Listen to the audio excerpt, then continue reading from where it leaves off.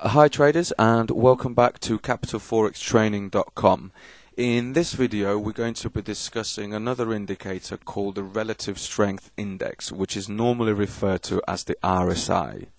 Now the RSI is so widely used because it allows us to know if a trend is either overbought or oversold. And so if we have an uptrend, it's great to know when it's overbought so that we can start thinking about placing a sell. And when we have a downtrend, it's great to know when the trend is oversold so that we can start thinking about placing a buy. Now, in both of those examples, the point really is that the RSI allows us to get into a new trend at the earliest possible chance after the prior trend has reversed. So realistically, I mean, all that the RSI does is it compares the gains and the losses that you see in your price chart against each other and then plots them in a chart format that you see here. So, I mean, the way in which it works is not really crucial for you, but what is crucial is that you set that period to 14, okay? So go into your settings, choose 14, and I think that's quite a standard setting anyway in a lot of trading software, but if it's not, if you just go in and change it, that would be great, and then click OK. So the way in which the RSI can be used, there's actually three ways in which you can trade the RSI. The first two being the most effective, and the last one being sort of least effective, but I will discuss all three. So the first way is by simply looking at the way in which the RSI is measured. So if I can take your eye to the bottom right hand corner here, you can see that we start at 0 and then finish at 100. Okay, so we work from 0 to 100%. Okay, let's call it a percent. What you will also see is 30 and 70, which are very crucial measurement areas for the RSI.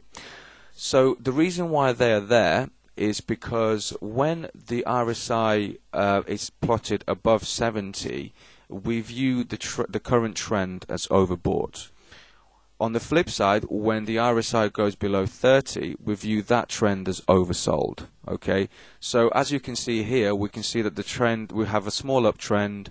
It's reversed in this area here, which is exactly when the RSI went above 70 and we had a big drop all the way down to there. At the same time, we can see that the trend reversed, the downtrend reversed back in the upwards direction there. In this little area here, and at the same time you can see that the RSI has gone below 30. So by simply looking at the way it is measured, i.e. when it's above 70 and below 30, we know that the current trends are either overbought or oversold. Okay? What you must not do is place any kind of sell when the relative strength index goes above 70. What you must do is wait for it to cross back down over 70, and that alone only gives you an indication that the trend is likely to reverse. It doesn't say that it will, but we will show you how to use the RSI properly later on in the course, so that you can actually spot reversals. But what you must do is wait after the RSI crosses back over 70 to get a signal that the uptrend is reversing. And in the same manner, you need to wait until the RSI goes below 30 and then back above 30 to have an indication that the current trend is likely to reverse back in the upwards direction. So as you can see here, at this point the RSI went below 30 and it didn't actually reverse back in the other direction. It needed another hit downwards, another swing, in order for it to reverse back upwards. Okay, so that's the way in which you trade the RSI. Or that's the first way in which you trade the RSI. When it's above 70, it's overbought, and it crosses back down, that's your signal. And when it's below 30, it's oversold, and then when it crosses back up above 30, that's your signal.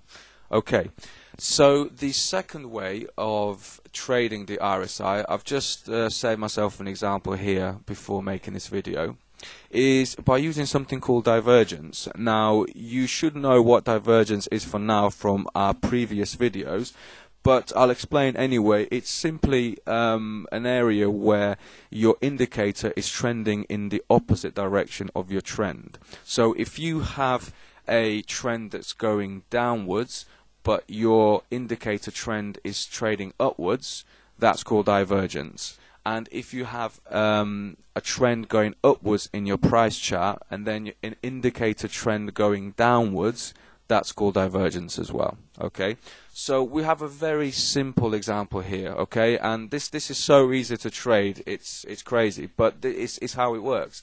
So what we've got here, and that one there, let me just extend that one for a bit. Okay, what we've got here are two swings of the RSI indicator, and they're both below 30, so you know that this trend is oversold. It's at the stage of being oversold in this area here. Now you need to kind of know really at what point to enter this trade. So we have a swing there and the swing there on the RSI, and you can see just by connecting them that they're trending in an upwards direction. Now if I take my cursor and mirror the swing on the price chart with the RSI, you can see that I've got a swing there and the swing there.